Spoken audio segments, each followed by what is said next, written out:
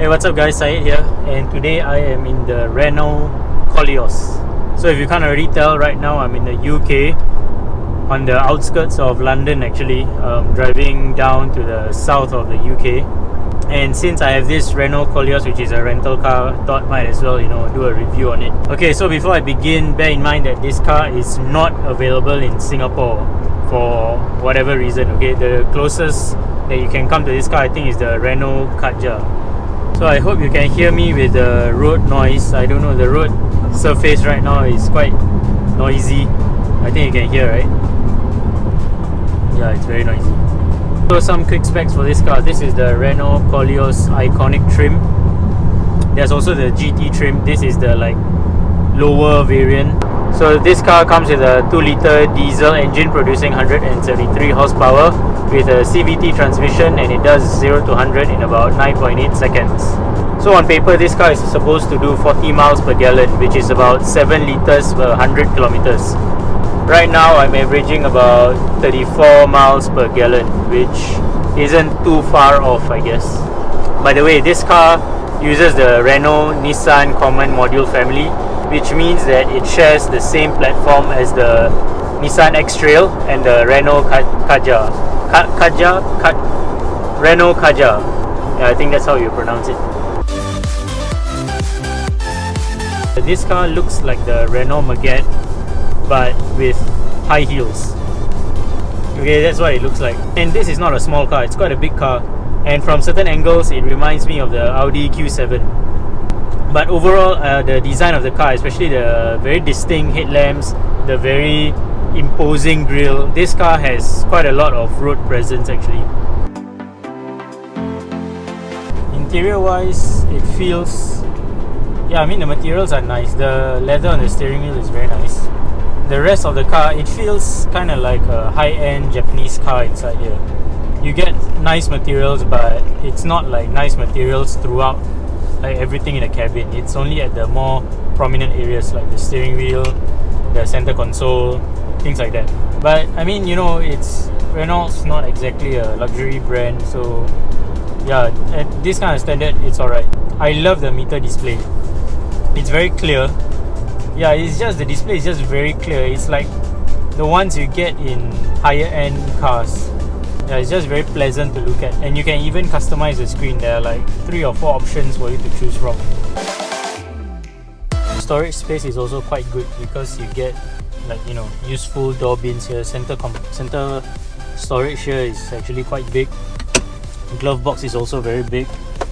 So yeah, practicality is actually quite good. Even in the back, practicality in the back is quite good. You get a lot of knee room, a lot of headroom, but the car is big, so I do expect it to have a lot of space. Boot space, I'm not too sure how big the boot is, but we managed to fit like 4 pieces of luggage in the back when we came here from the airport. So yeah, it's good. So on the road, what does this car feel like to drive? Let me go through the features first, because this car has some features like ABS, overspeed prevention. Basically, like it can tell you what the speed limit on the road is, and then if let's say you exceed the limit, the light will light up, but it's not very accurate, to be honest, because sometimes when I'm driving on the road, clearly you can see the signboard clearly shows, example, 50 miles an hour, but the car is still showing 60 or 70 miles per hour speed limit. You also get blind spot monitoring, lane departure warning, it has electronic stability control, electronic parking brake, and cruise control. This car also has one cool feature. There's a toggle here. You can toggle between 4-wheel drive and 2-wheel drive. So let's say you want to save some fuel, you just switch it to front wheel drive. So yeah, back to the driving experience. To be honest, I don't really like it. I'll just be upfront with you. So number one, it's a bit noisy actually. I don't know whether it's the tires, the undercarriage, the side mirror, but it's quite noisy. Okay, right now it's okay, but sometimes it's just noisy. Number two, how some cars, when you go into a corner, you can feel the tires gripping onto the road and you feel confidence in the car. I don't really feel the same way in this car. Like, I don't really know what the tires are doing. I can't feel it gripping onto the road. It can be a good or bad thing depending on how you look at it. For me, I like a lot of road feel. This car doesn't give me that much road feel. So yeah, but it's quite smooth. On the highway, it's quite smooth.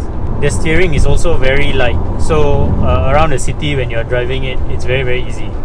Very light. Visibility, I can't say it's the best because the A-pillars here are actually quite big. There were a few times where I felt like it was disrupting my view. And if I look at my rear view mirrors here, the center seat is actually blocking the rear mirrors.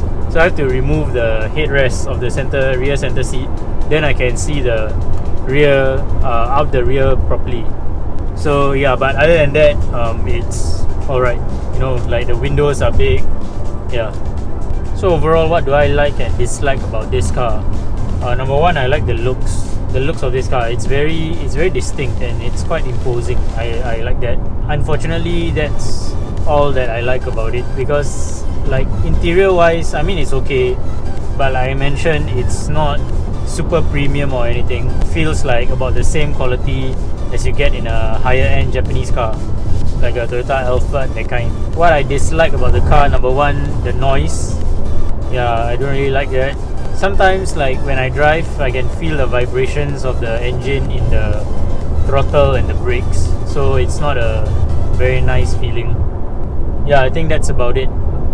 So yeah, thanks guys for watching this video. I hope you enjoyed it, and I'll see you in the next review.